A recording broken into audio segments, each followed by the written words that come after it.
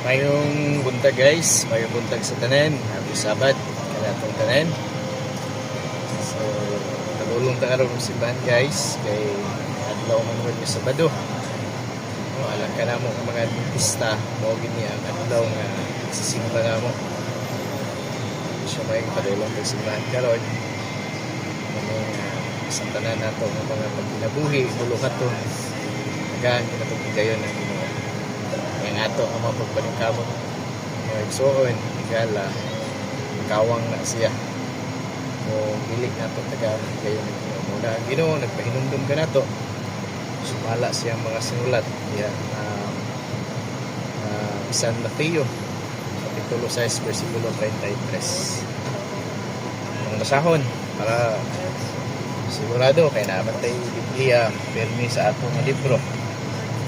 So, size 36 at 33 sa Mateo. Basawan mga higala mga igsoon ha. Kay importante man siya. Kay o maningkamot ta pag kinabuhi material muna manarbaho ta ang kinabuhi. O ang atong espirituhanon yung pag kinabuhi di nato pakanon pinagispulong sa Ginoo.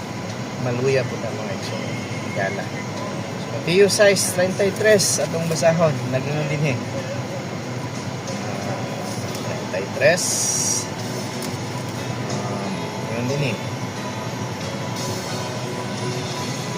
ibutang pag-una ang inyong kasing-kasing sa gingharian ng justisya sa Dios ug hatagan mo sa tanan. Sa 34 atong padayunon, ayaw kabalaka sa sunod adlaw, ayaw kagalingon may kabalakaw, ang mga tag-adlaw may kagalingon kahason, no? Ining takna sa adlaw ng ipapahulay, adlaw ng pagsimba, atong ibutang atong adlaw kasing-kasing kinabuhi sa Ginoo kay ang tanang mga butang kining atong mga pagpaningkamot panginahanglanon sa matag adlaw sibugang na siya sa Ginoo mga kaibigan. So God bless ka natong tanan. Happy Sabat. O before mag-end ni ako ding i-shout out akong iyaan diha no sa Purok 5 Lubinas, si Ate Marina Albaracin sa kainila tuutan o mahigalaon nga babae. Hello Ate Marina, sinahot nga naaka sa mayo nga kahimtang sa inyong panglawas bisan pa man sa inyong kinabuhi karon. God bless sa tanan. Mayong buntag guys, mayong buntag sa tanan. Happy Sabat kanatong tanan.